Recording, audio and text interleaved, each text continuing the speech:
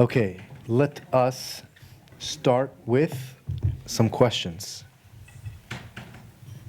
Comments? Yes? Um, so when we go deep with the historical context of Muslim philosophy, we have read in a lot of texts that Muslim philosophy is being influenced by the Hellenistic philosophy, particularly with reference to the translation movement that happened in the Abbasid period with the construction of Baitul Hikmah. And my question is for the, I mean, is mysticism or Sufism being influenced by so and so existence of other philosophies? Okay. Can you shed a light on this? Yes. That's a very good question.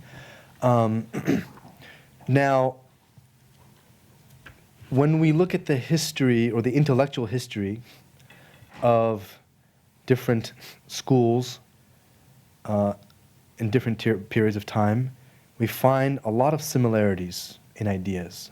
We find, for example, a tremendous amount of similarity between, say, Hellenistic thinking of Plato, Plotinus, Socrates, and then you go to China, you find great statements coming from Confucius, New Confucianism, Taoism, and some of the statements are so similar that you wonder if they borrowed from each other.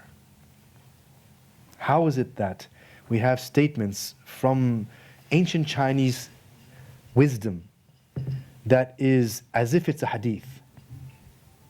It sounds like a hadith nabawi. Did they borrow from one another? Okay? So this is the question.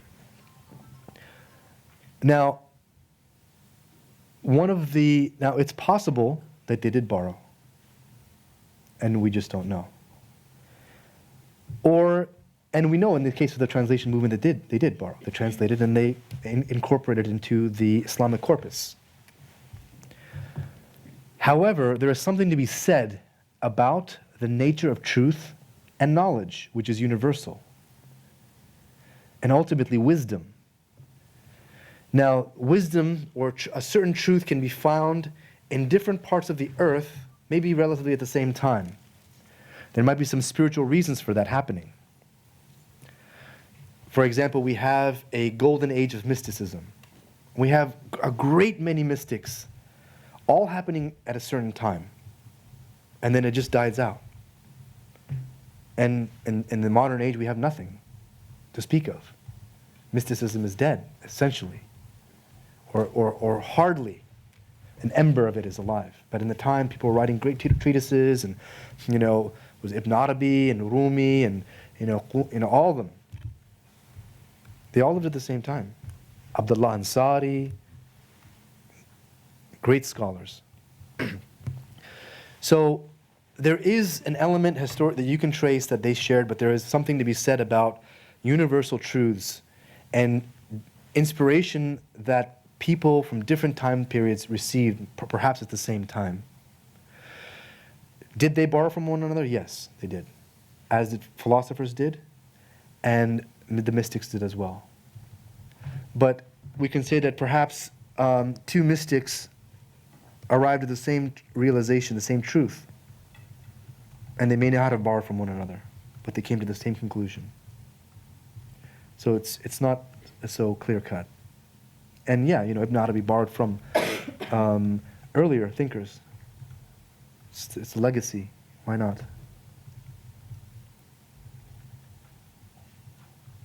You can see traces of all that.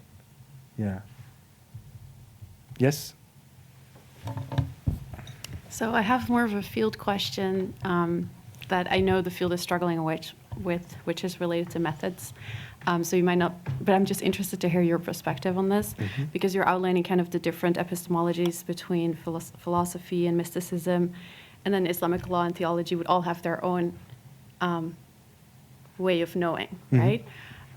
So if we're all here wanting to be Islamic ethicists, so to speak, how do we resolve that we find ethics in all these disciplines, but all of them have their own methods and epistemologies. There are separate on some level, but at the same time, they share common characteristics, these different epistemologies. Now, when we say, for example, the mystical epistemology, it doesn't mean that it's monopolized by mysticism. It just means it's a method of knowing that can be applied even to fiqh, even to Islamic law, even to Quranic exegesis, even to understanding of politics and whatnot. So it's an epistemology that can be applied in different contexts. Same thing with philosophy. Philosophy is just a method, or it's a methodology. It's an epistemology and a methodology that can be applied in jurisprudence, usul al-fiqh. So there is a cross sort of intersection with these, but there are certain major currents. This is what I'm pointing at. I'm saying that there are certain major currents in epistemology. One is the rationalistic method, and then another is a mystical method. And there's one more that we have in modern science, which is what? Empiricism. Experimentation, which uses some rationality, but it's mostly based on experiment. So empiricism is another type of epistemology. Mysticism can sort of straddle multiple, as does philosophy. Empiricism is the most limiting type of epistemology, but whereas both mysticism and philosophy are quite expansive because they're using abstract concepts and notions and ideas and discussing them philosophically. Now, there was a very good question somebody asked me. Is that answering the question a little bit? Or we can go a little further into it. What's the follow-up question from that? So I think I'm asking, then what is the method of ethics, right? I don't think there is a single monolithic method. This is in my view. I think there are different, you need to use different approaches. And this goes very nicely into the next question. Can you ask that question, please? Yes, I was asking you the question in the break of the compatibility between philosophical approaches and the Sufism approaches. Right. And also what you have been asking in terms of the method and because this Sufism or philosophical approach, the mystic approach doesn't how we understand science or how we do research at the universities and in the Western institutions, so to speak. They don't find any legitimization. So how do you? So that would be my question as well, because I'm researching the peace understandings in Afghanistan, the different ones from an Islamic point of view and from a point of view of people who are coming from external, carrying within themselves other understandings of peace from outside. So how do you deal with questions in terms of validity? Like, is Islam the only reference to legitimize the use of methods or the methodology behind it? How do you deal with that? Okay, so for the first part of the question, these methodologies are not mutually exclusive. They have shared ground. Even the philosophers' insights are a type of inspiration.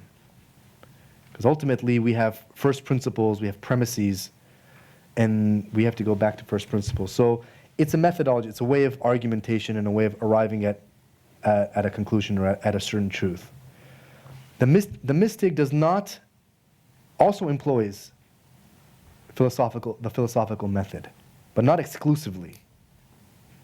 Nor does he reject it exclusively. Well, some do, but for the most part, let's just say there are those who combine both methodologies.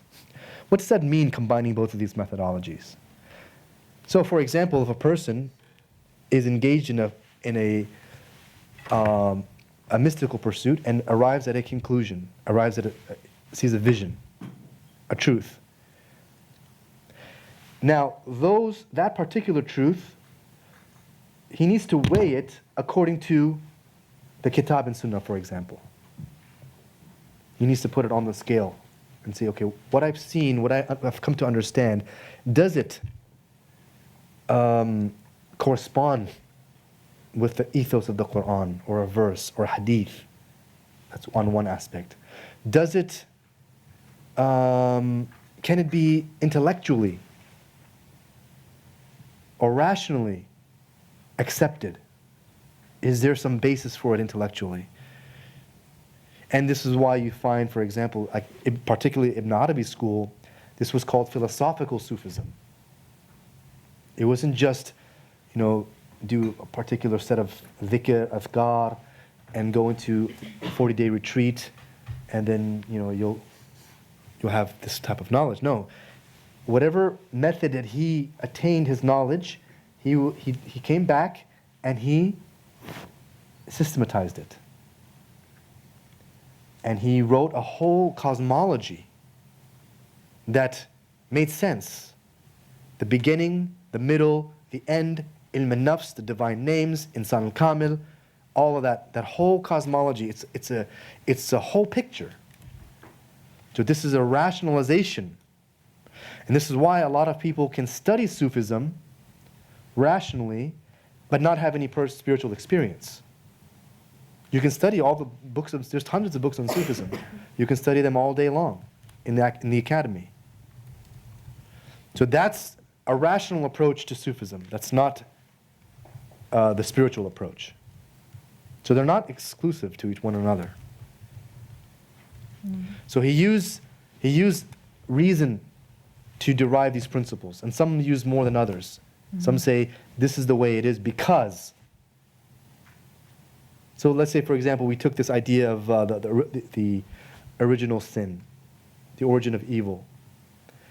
That description was a type of rationalization. It was an argument, saying, there was a movement in the soul became imbalanced, that imbalance became, a disease, or an illness became a disease, became evil, so on and so forth.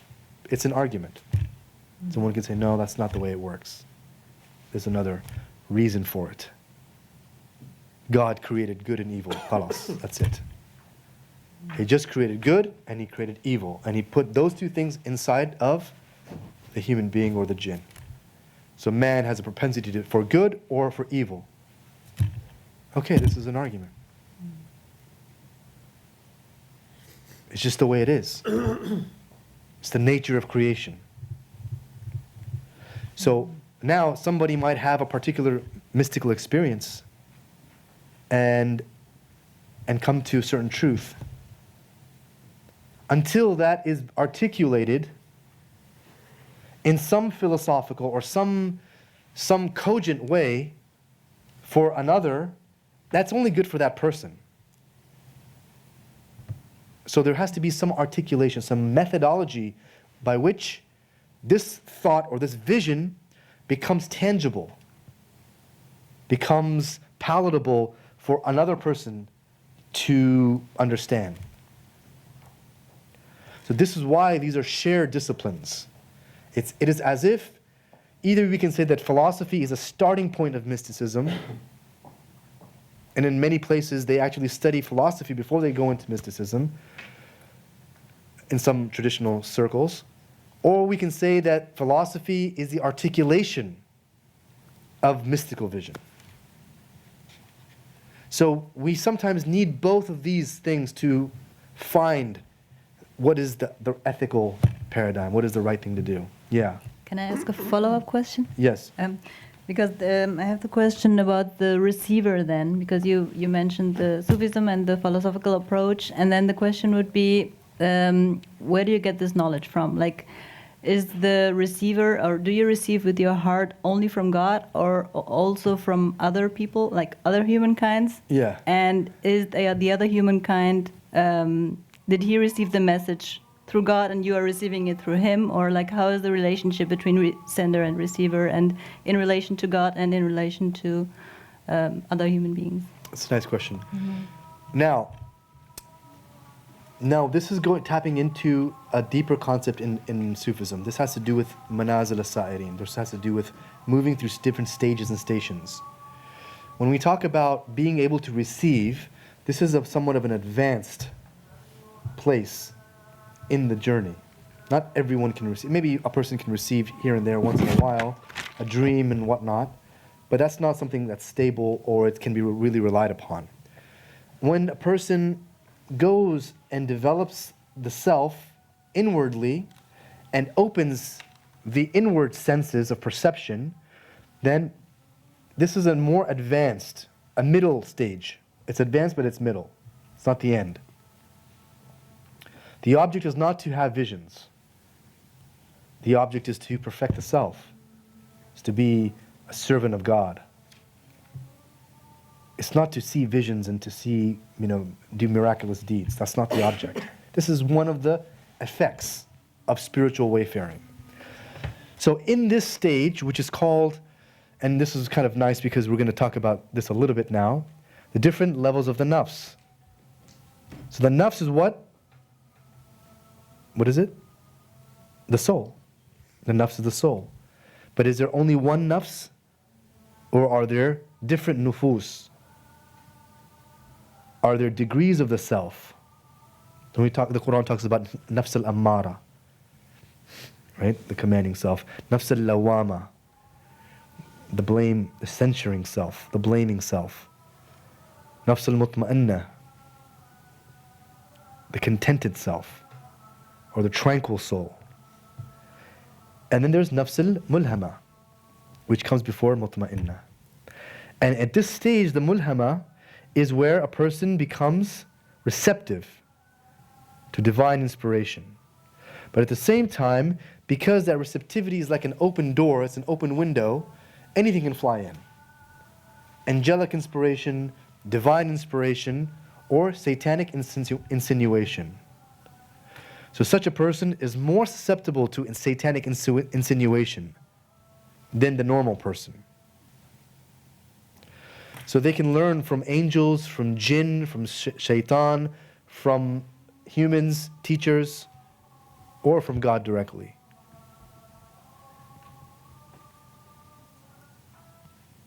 So not all inspiration is good inspiration. There's satanic inspiration, insinuation. Not just waswasa. We're talking about ilham. Real control, real teaching. Shaitan becomes the teacher of certain people. Because their nafs is orientated towards that. So just like a person can open themselves and receive from God and receive lights, divine lights, they can also open themselves and receive darkness. So there's multiple ways. One second. Yes, we'll come back to you. Okay? Yeah. Kind of follow up the question on methodology, especially when you said that the methodology of Sufism can be applicable in other fields, and we could talk about, you mentioned the example of jurisprudence. And so my question is, if we talk about Sufism as mainly to do with internal knowledge of the heart, and jurisprudence having to do with the actions of the mukallafin, yes, how do you apply the methodology of Sufism to a field that seems to deal with the outer, not with the inner? Okay. So yeah. This is very good. Now, there's two things about jurisprudence. One is to actually know the hukum, the law itself, or to derive the law. Okay, that is one aspect of it. And the other aspect is to understand the sir of that law, the mystery, the real intent for that law. What is the nature of wudu, for example, ablution? Why with water? Why on these particular places? What is the sir? What is the hikmah? The sir meaning the hikmah, the wisdom behind it. And what is the spiritual effect of that thing? Because ultimately, The human being is both living inwardly and outwardly at the same time. For every outward action, there's an inward effect and reverberation, echo inwardly. Whatever you do externally, there is something happening internally, inwardly. Now, to understand that connection and to foster that connection, to develop it, this is the inward path. This is what it means. Inward path, the inward journey, is both knowledge of the self, but also knowledge of the Sharia knowledge, the inward knowledge of things. The true nature of the hukm. So if a person goes to Hajj, what is the meaning of tawaf? What is the meaning of Safa Marwa? What is the meaning of this or that?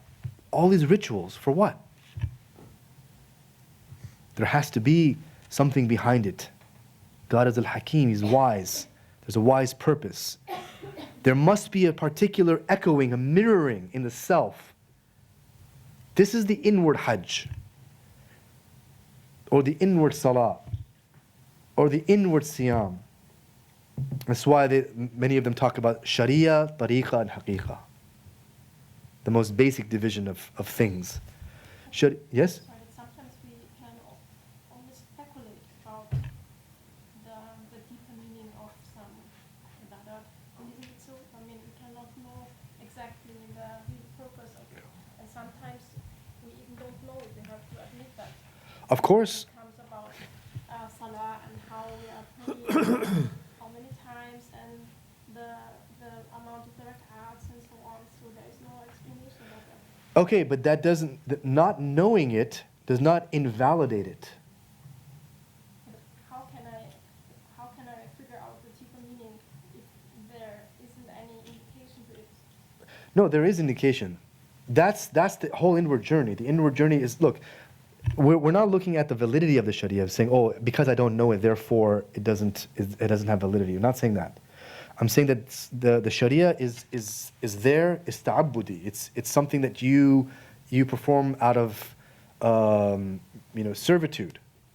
So you've accepted the Sharia, but now God doesn't want you simply to act on the Sharia without any kind of deeper inquiry, without performing these actions blindly, outwardly.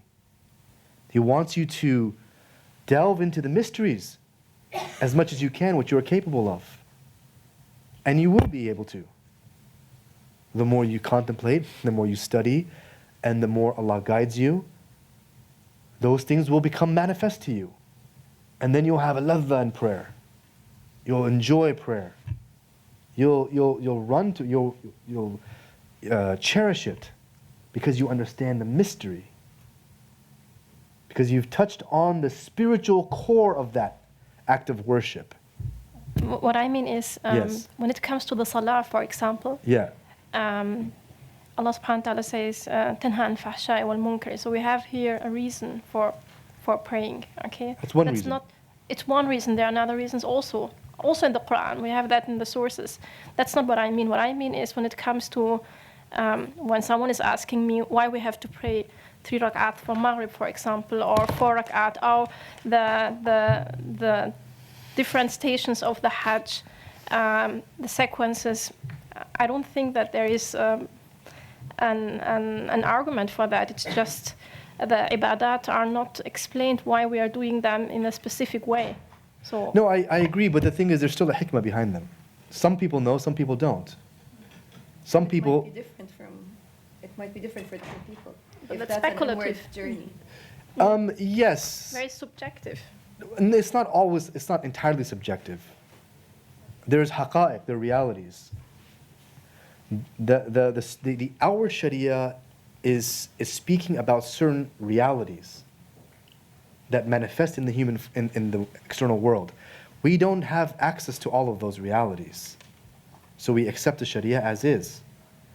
But it doesn't mean that just because you don't it's not forbidding you from finding out those realities. It's saying that you don't have access to all those realities, so you accept them as is. Why, 3 for Maghrib and, 2 for Fajr? Why? We don't know. Yes, but Some people might know.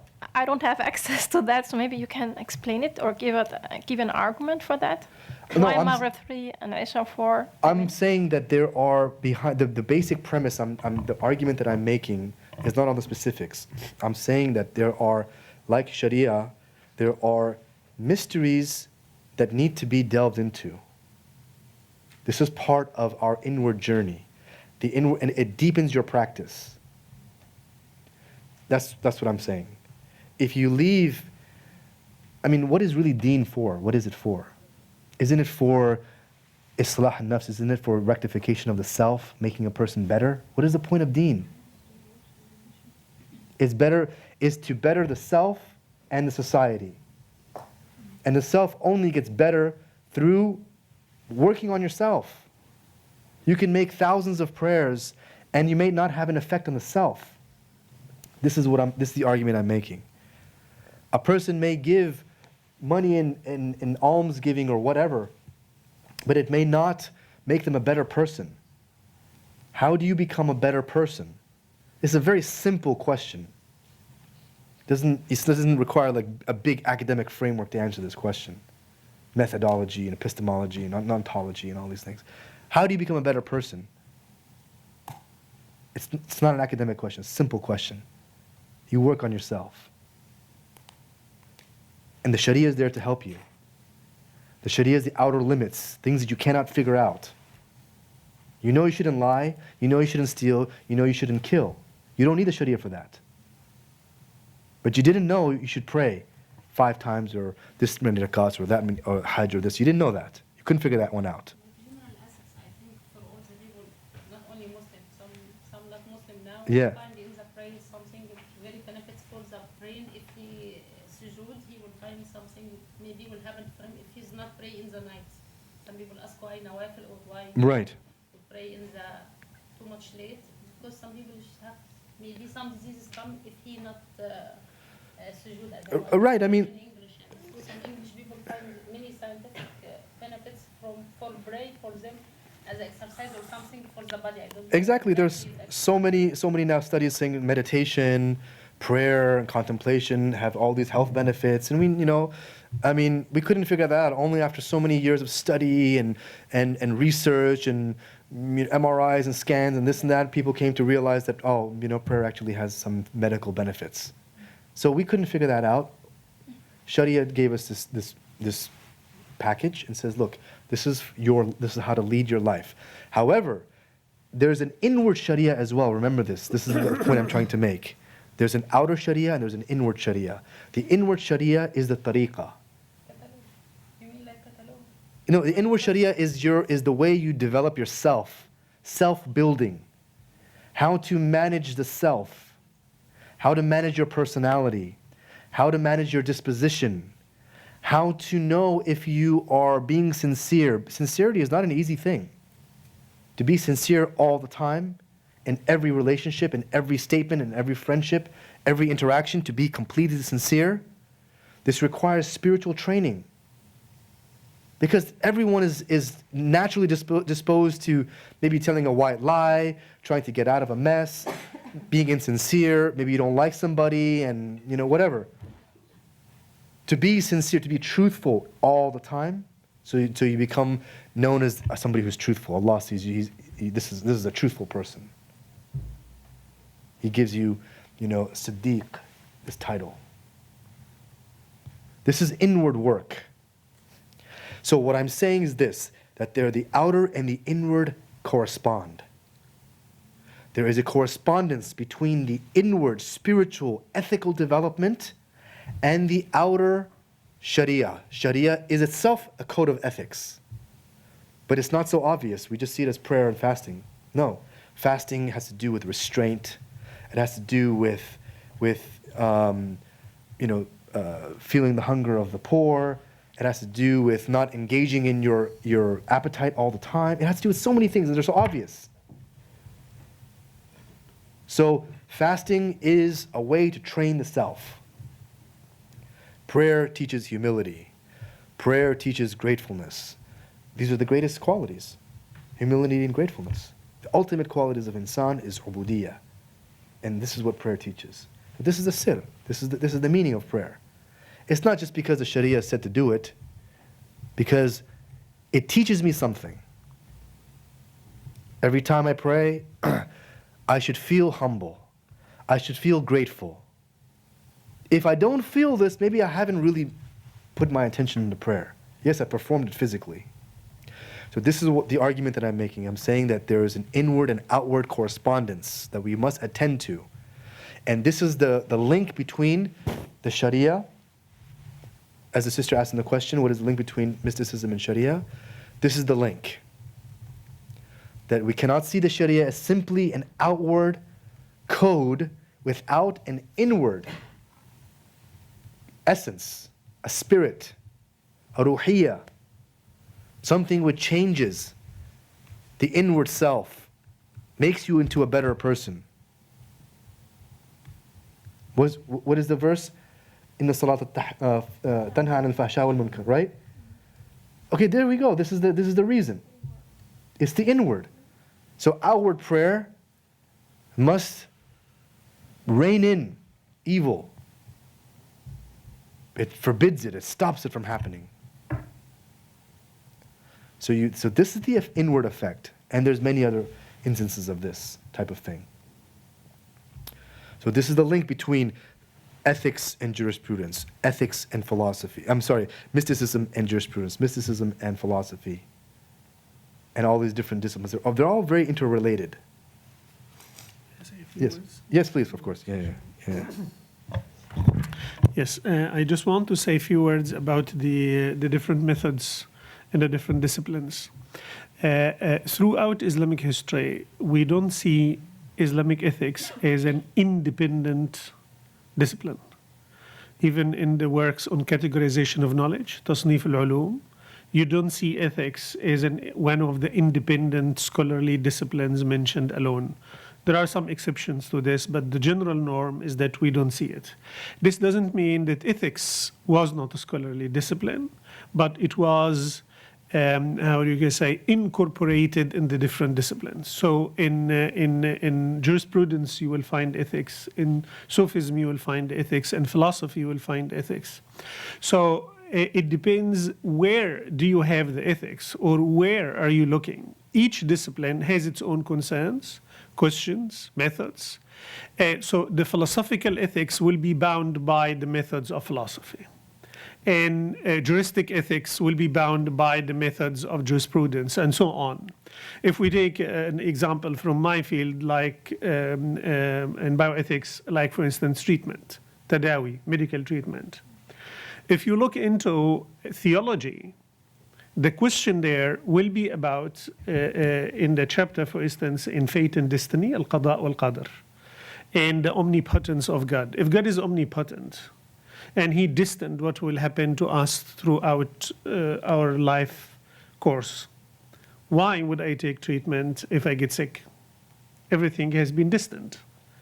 This is the question that you address in theology. Why? Because the main topic of theology is to understand the divine acts, af'alullah. And that's why it is an important question. The same topic, if you look into jurisprudence, for instance, it's about when taking treatment will be obligatory, when taking treatment will be permissible, when it in the ahkam al-khamsa, because in the fiqh it's about the human action, fi'l al-abd, how you should act so that your life will be in accordance with the divine will, to achieve God's will and to implement it, tahqiq muradillah. If you look into, for instance, in Sufism, you will find one of the recurrent themes in Sufism. It's about treatment or trust in God, at-tadawi or at-tawakkul. Which one is better? They are not saying that which one is better physically. It's which one is better spiritually. Especially when the treatment is what they call mawhum, fictitious. So the expected result is very low of the effectiveness of the medicine. So should you focus on your spiritual journey by having the trust in God, or get disturbed and distorted by looking for the practical means in life, and so on and so forth? So every topic in ethics, not just about medical treatment, it depends in which discipline we are talking about. Each discipline has its own concerns, has its own questions, has its own methods, its own themes, and you need to look, if you want to see the big picture, you need to go navigate through these different disciplines to have as comprehensive as possible picture, as possible about the question you have in mind. This is just, yeah. Thank you.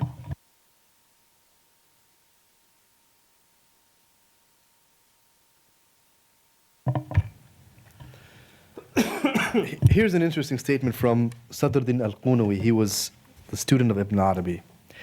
And this is what his remark is on the philosophers. He says, among the Greeks, the earlier wise men, the hukama, based their teachings primarily upon the unveilings or openings that they received as a result of spiritual practice. But after Aristotle, philosophy limited itself to those things that can be discerned by the intellect. If there were sufficiency in healing in rational proofs and disputational discussions, i.e. dialectics, neither the prophets and messengers nor their inheritors, the saints who maintain and convey the arguments of God, would have turned away from the proofs and discussions. So this is just his take on the limitations of rational proofs. But he was a philosopher himself, and he used discursive reasoning to convey his thinking. I mean, Qunawi was a bona fide philosopher. He took a lot of Ibn Arabi's teachings and he put them into philosophical discourse so that he could transmit this knowledge, the spiritual knowledge, to the other thinkers of the time. Because mysticism at that time, especially Ibn Arabi's school, was new, and he wanted to be able to convey this information. So philosophy was a common language. So it's not that he's not using philosophy, he is, but he's saying that it has its limitations. Now, let's move on to another topic. And that topic is going from not just the method of philosophy in arriving at the ethical principle, but we were talking about the pursuit, the highest pursuit of the mystic is not in finding the right course of action or the ethical virtue in itself, but it is to adorn oneself with the divine names. So it essentially, in short, is going from akhlaq to makarim al-akhlaq. It's going from human acquisition to divine bestowal, or receiving from the divine. And this was a huge topic amongst, particularly in the school of Ibn Arabi, when he described what this means and how to go about doing this. So there's one, that's an important distinction between the two different schools, the two methodologies. We see that, in the article that I sent you in the reading, I compared Ibn Sina, who is a peripatetic philosopher, and Sadruddin Qunawi, who I've just quoted here. And I showed that the two approaches have a lot of a lot of common points, such as shedding the corporeal life, removing desires, and attachments, and so on. But the ultimate trajectory was different. And the trajectory of philosophy was more linear. It was more about acquisition. It was about focusing on the four virtues and their relatives. For example, in a justice is the mean or the golden mean between two other subsidiary, a virtue and a vice, or two vices. One is extreme and one is in deficiency. So that's a very typical Aristotelian outlook. Whereas Qunawi says that the perfect soul is one who begins with God and returns to God. So there is a circularity. So this is a whole different way of looking at life. It's a whole different philosophy. It's a whole different ontology. And this is something that's important when we want to look at different ethical paradigms. So what makes the soul complete? What makes a person good? What is the nature of the good? How does one become virtuous? So then the mystic will have a very different answer than the philosopher.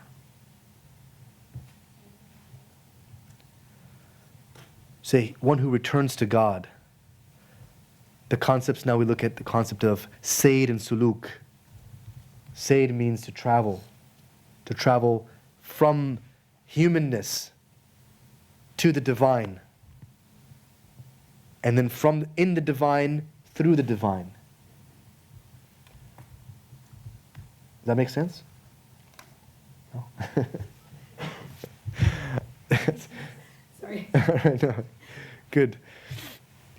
So going from the human self, the human constitution, to becoming a ilahi person, a divine, someone whose coloration, whose substance becomes divine. This is the journey of the mystic, or one who travels on the spiritual path. Is to adorn the qualities so that you become. It's becoming, it's being. It's not just doing the right thing. It's being that thing. It's not doing the just action, but it is embodying justice. There's a difference. There's a difference between giving and showing karam, generosity, and becoming the epitome of karam. That's why, for example, the Prophet was described as rahmatan lil alameen. He is mercy. He embodies the quality of mercy. And on the contrary, it was said about the son of Noah. What did God say about him? إنه عمل غير صالح. He is an unworthy deed. He described that human as a deed. He is an unworthy deed. So he has gone so far in unrighteousness that he has become that thing. And this is how God describes him in the Quran. هو عمل غير صالح. So, this is an ontological process. This is the transformation of the self to the point where your substance now changes. This cannot be accomplished by philosophy alone. This is through worship. This is through adherence to the Sharia, through ibadah, through real works and deeds. Not philosophy alone. Philosophy is mental, it's thinking. Ideas. So this is the criticism that spiritual people, whether it's not just the mystics, but spiritualists, people who are deeply involved in spiritual practices, they critiqued the philosophers, saying these people are just talk. They just think they have ideas. It's all theoretical. But the person who practices spirituality, they come to certain realizations. They move in existence. They become certain things. They don't speak the truth, they become the truth. Sadiq. So their whole being epitomizes that. And this is what makarim al-akhlaq is. It is becoming. So that any action that arises from the truthful person will be true. There's a synchronicity between the divine will and the human will then. It becomes synchronized. But it's an unreachable idea, isn't it? No. Because if someone is achieving that level, it means he will not do any sins. I mean, that's a relative thing. It's not unachievable, but it's relative. The degree and the intensity, all human beings commit sin to a certain extent. But when we reach the level of, for example, prophets or saints, they can attain some of that, or if not most of that. Or a place where they become sinless, they become perfected individuals. And according to many scholars, the insan al-kamil. The insan al-kamil is essentially the perfected individual. I mean, you can, if you strive. But we cannot, because it's, Not prophethood. it's in the nature of human being to make things. So I think it's. It is, but that nature changes. That nature changes. That's the lower nature. This is exactly what I'm saying. It's the transformative effect of the divine attributes which transforms the human nature. So it removes the animal bestial nature of the insan. It's there now. And this is why we have, for example, nafs al-amara, nafs al-lawama, up until it becomes nafs al-mutma'inna. And nafs al-mutma'inna is the Quranic description of this perfected soul, where it's tranquil. Yes, but sorry to disturb you, but Yeah. Allah subhanahu wa ta'ala is saying, يا أيها النفس المطمئنة اذهبي إلى ربك راضية مرضية, when his person is dead. I mean, so he will Allah subhanahu wa ta'ala will face this person, this soul, with the consequences in the afterlife. So she will the Not soul necessarily. will become mutma'inna, but she is not mutma'inna in that life, because the verses refer to the life after. So I cannot follow this idea. Not necessarily. To be honest. Not necessarily. It has to be after death. A person can come to God and be in paradise even in this life. They entered their paradise in this life. I mean, these are some ideas. There's different interpretations, but there's the nafs al-kamila or nafs al-mutma'inna is, according to certain thinkers and certain mystics, that is attainable in this life. And simply the afterlife is an extension of the paradise that they have already earned in this life. This is why, for example, sometimes even in this life, God condemns a person to hell and he says, "Khatam Allahu ala qulubihim." So when the khatam of Allah comes, that's it, they're finished. So they've already entered hell. It's that you don't see it. We don't see it. We don't see that what's the reality of that person. But once the seal is there, it's done. They've already entered the hellfire. Just not physically, as it were. But in all intents and purposes, they have achieved the level of perfect evil. And this is when God says, Khatam Allah, Khatam. It's a seal upon their hearts. And once God places a seal, nothing can overturn that. So just as this can happen within a life, the opposite is true as well. God might seal a person for paradise. And we have statement, in the Sahaba, and we have statement, from the Prophet's time, that God promised some of the companions paradise. He was promised paradise. So they've already entered paradise. What does that mean, the promise? They haven't died, so they have already achieved paradise. They've already, maybe nafs al-mutma'inna or beyond. So if it's true for the Sahaba, it's true for some of the saints who came afterwards, then certainly it's true for others. See what I mean? So we may not be able to read that there's different readings of the verse. Yes? So if Allah has promised the Sahaba Jannah, does it mean that they've started experiencing the Jannah whilst they were on earth?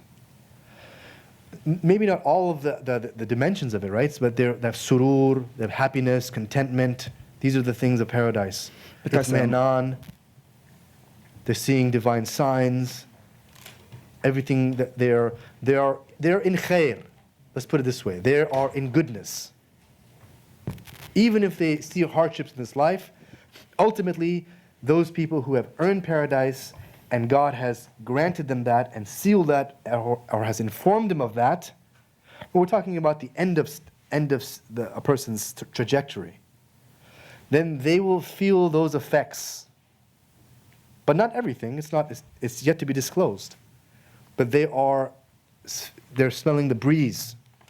They're in khair.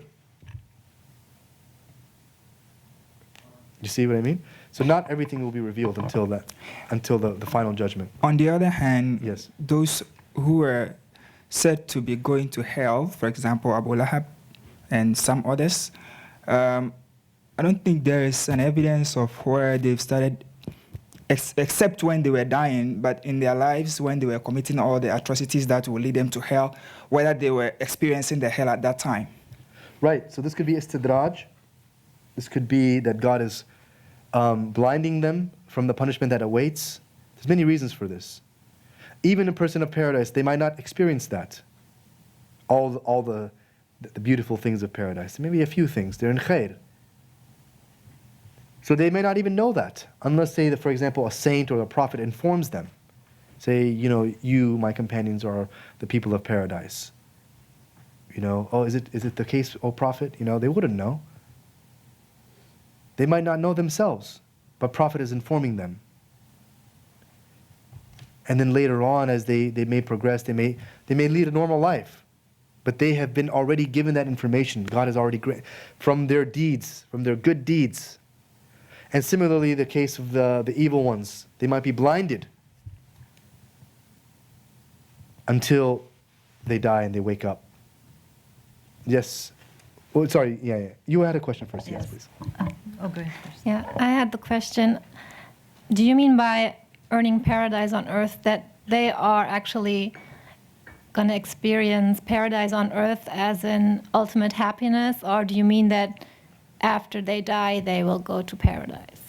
Paradise is this is a philosophical theological issue here.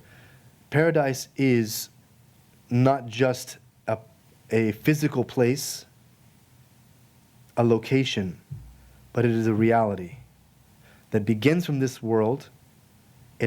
It extends into the barzakh, and it goes onwards. And then the ultimate final place is after the Day of Judgment. So it's an extension, it's a reality.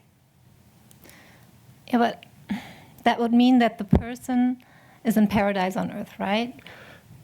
So to speak. So to speak, yes. But how can a Muslim be indifferent to the suffering of the other people on earth and have no compassion for that and be in paradise for just himself on earth? Do you know what I mean? How can you be happy while others are suffering? Happiness is different than paradise. Yeah, happiness can state of the soul. You can be happy, you can be oblivious. And you meant your heart is tranquil and you feel content. Remember, this is the highest level of perfection. Yeah, but isn't it in contradiction with being indifferent to the suffering of others? Then maybe they're not at perfection. Who says they're at perfection? Nafs al-mutma'inna is a state of perfection. This is when God calls to this nafs, irji'i ila rabbiki. Come back to your Lord. So God is addressing this nafs, this perfect soul. So this is the level of perfection. So this is not something lightly to throw around. Most people won't reach this. But if you say a saint or something, I think of a person who's compassionate and caring for others and has these morals that we see in the Quran. And then it's for me, it just doesn't. Look, you have to distinguish between a good person, a believer, a mu'min. There's different degrees of amongst in the human within faith. There's a believer, al-mu'min imtahana Allahu qalbahu lil-iman, and a believer whose God's heart he's tested. Another is a person of yaqeen, who has certainty, and there's degrees. And then these people are not perfect. No one says they're perfect unless there's we're talking about perfection on a certain. Look, the thing I'm trying to say is that there is a thing in Islam which is called the perfected self. Okay? And this perfected self has different terms. Nafs al-kamila, nafs al-mutma'inna, al-insan al-kamil, whatever. Different terms. It's just simply a set of actions. There is a beginning, a middle, and an end. There is a trajectory of the soul. It's not simply the acquisition of this trait and that quality, or this deed and that deed, but there must be a program of the self which develops it, which makes it transform up until it becomes and it reaches its fullest potential. So that's the jihad you have with yourself. Yes. You struggle to become like this perfect person, but still there's this fight you have to also struggle for your Muslim brothers and sisters. That's let's part say, of it. that are suffering. That's you can't part of it. just That's say, the internal. okay, I reached this perfect level. I'm happy with myself, and I don't care about. But that's not the others. perfection then. Yeah. It's a contradiction. No one said that is. Perfection is something, is the highest level when it's inward and outward. And a person might not even know that. Okay, yes. It's probably, we probably would never, I mean, no one would ever recognize that they've reached the state of perfection, and they don't agree with the state of perfection. I might take nafs al-mutma'inna. Because we were asked to continue with tazkiyah, with jihad, so our whole journey until the very last minute is Strive. to strive. No. But just The only reason why I say that, One day we will get there. no, the reason why I'm saying that is because that jihad is there when there is a war going on in the self. But it's always. No, it's not always.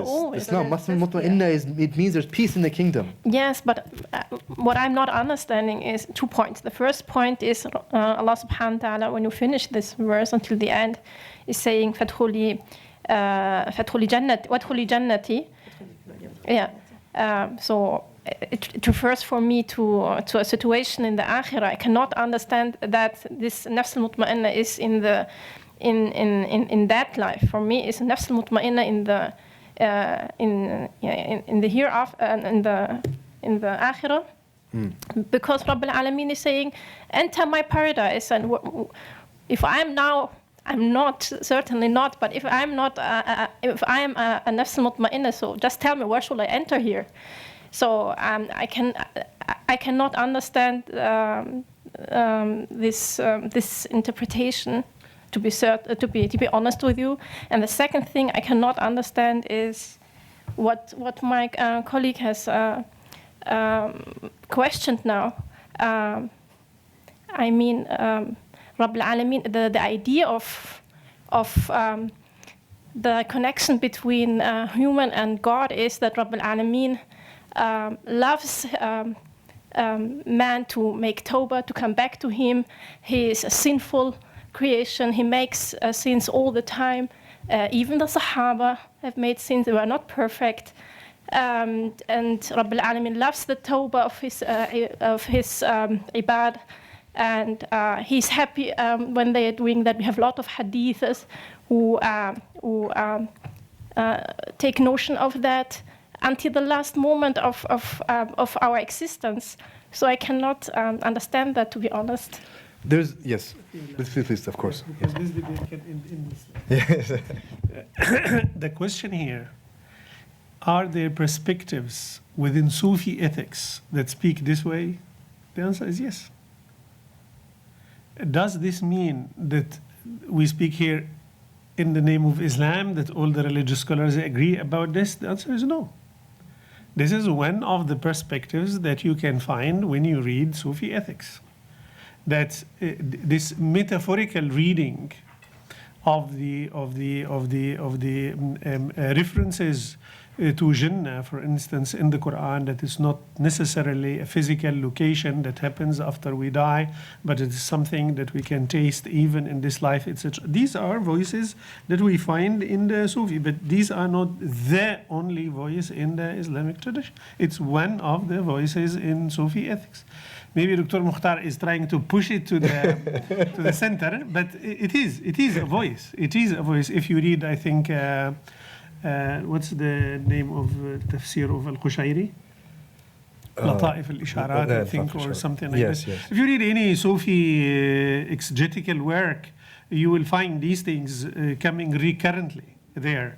And there is something that we can find in outside the Sufi, even those who have been recognized as those of the heavy critics of Sufism, like Ibn Taymiyyah, for instance. You find references which come close to it. That the believer can have his or her own paradise in this life. Of course, he means the closer you come to God, the more intense and realistic you can have this taste of Jannah. Of course, he and his student Ibn al-Qayyim are clear that this life is phase of testing, where you have a taste of what can happen in the hell and a taste of what can happen in paradise. So that you know if it becomes purely suffering, how hell would look like, and if it is purely pleasurable and nice and good, how would paradise look like? But it will never be like that, whatever you think of, because it's it's something that's beyond our perceptions. But what Dr. Mukhtar is speak about voices in Sufi tradition. Don't try to convince him that this is wrong. And you don't have to take that this is the only voice in the Islamic tradition. Yeah? Live with diversity. Thank you very much. So this is exactly the point. It's that there are two major methodologies that we're working with here. We're working with philosophical ethics and we're working with Sufi ethics. So when we're looking at philosophical ethics, we're looking, we're going to use those concepts and we're going to embrace those concepts. Otherwise, if you're standing on the outside, you'll never be able to engage with those concepts. Same thing with Sufi ethics. First, let us delve into this is a snapshot into the whole course. There could be a whole other course, a separate course just on Sufism or Sufi ethics, but we combine these two things. So these are the two major perspectives we're looking at. If we went into jurisprudential ethics or scriptural ethics, we would definitely find other epistemologies, other, as Dr. Khali is saying, other viewpoints, other perspectives, and it is what it is because those are the limitations of that course, and we're not looking at all the perspectives of ethics in Islam in this particular course. We might touch on a few other things, but the main perspective here is that of the major Sufi thinkers. Even amongst the Sufi thinkers, we have disagreements, major disagreements, right? We see Ibn Arabi was sort of, doing his own thing. He started his own school, his own understanding of so many philosophical and theological issues that may or may not have, clashed with his predecessors, even within Sufism. Yeah, yes? Thank you. So I would like to ask, to what extent should we follow the Sufi ethics? And can we make distinction like Zaruriyat, Hajiyat, and Tahsiniyat like in fiqh? Because, when you read, for example, Kitabul Futuve for Sulemi, I was reading, and I felt that someone cannot practice these advices, or maybe it is more than advice. So do you think that maybe there is daruri part, like do not harm, and it might be Sharia part also? Maybe they are together here, Sufi ethics and Sharia, and maybe there are more. For example, when you read the Sufi books, they are saying, give all of your money, make ithar, and some other things like forgive people, but it looks like it is very difficult. So are we responsible from all of these? And maybe, for example, regarding the killing a people, for example, a person, you can make qisas, you can want diya, and the third option is af, forgiveness, and maybe this third option is Sufi ethics, and but the others are like Sharia. So how can we? Look, I cannot make a recommendation on a particular methodology of Sufism at all. What I can say, and the purpose of the course in general, or my teaching methodology, is for a person to investigate into the inner meanings of things. Whether you call it Sufism or not, that's not, my concern. Okay. And I don't even promote that.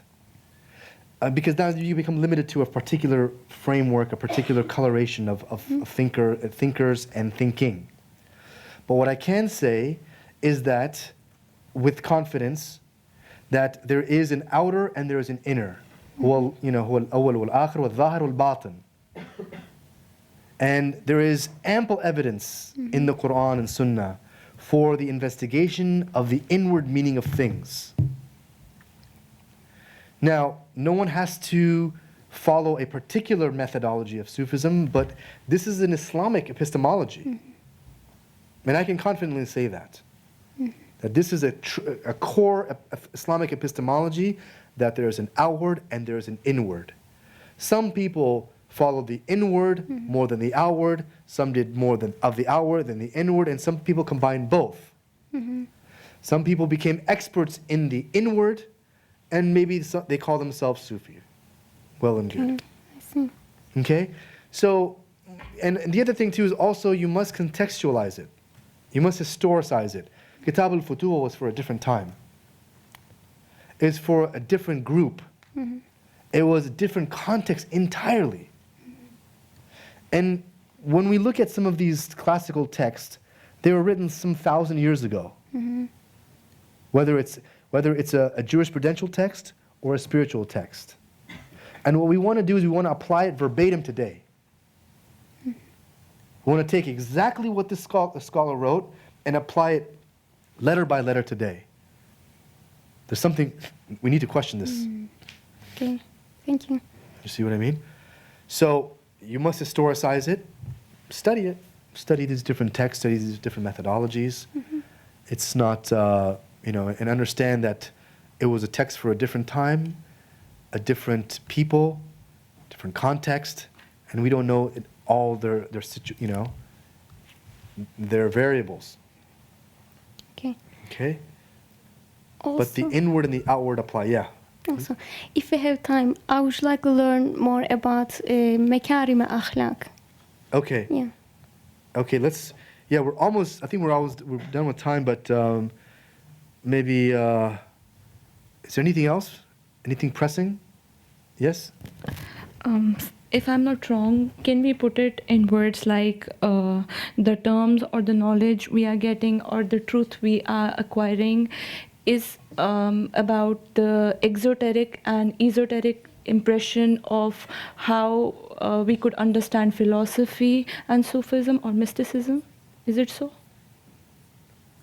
I mean, in terms of one being exoteric and other being esoteric? Yeah, Sufism is more esoteric, definitely. Okay. And one more question is that when we particularly talk about the ideology or the concepts given by Ibn Arabi, the question of soul, is it similar or is there any difference between soul and heart? And the idea that Ibn Arabi gave about soul being Jalali and Jamali, and how that developed our moral behavior towards the people. What is the effect of soul being Jalali and Jamali, and how we are? I mean, this is a big question, and it's going to take us way out of time, Okay. because then we get into what is the soul, what is the heart, what does Ibn Arabi say about these two things. So unfortunately, we don't have time for that question. I'm sorry. Okay. Yeah. There was something. Who asked about Makarim al-Akhlaq? Yeah. So is everybody clear what the difference is? I just want to just wrap this session up with that distinction. This term comes from the hadith. تخلق بأخلاق الله. Oh no, not that one. That was one of them. Yeah, in the بعثت لأتمم مكارم الأخلاق. أتمم مكارم الأخلاق. So he said, not fada'il. Fada'il means virtues in Arabic, but makarim, the most noble. And there's a whole discussion, there's a whole chapter on what these makarim are. And then when we combine this with the other hadith, تخلق بأخلاق الله, then we can make sense, or at least some of the scholars, Ibn Arabi in particular, brought these two concepts together, that the makarim are in fact the divine attributes. So embody the divine attributes. God is Kareem, you become Kareem. God is, Hakim, you acquire hikmah and become Hakim, and so on. And then through that there's a transformative effect. Okay? So that's a major distinction between these different approaches. So anyway, we're out of time. Thank you very much. Thank you for your questions, your attention, and inshallah we'll see you in the upcoming days.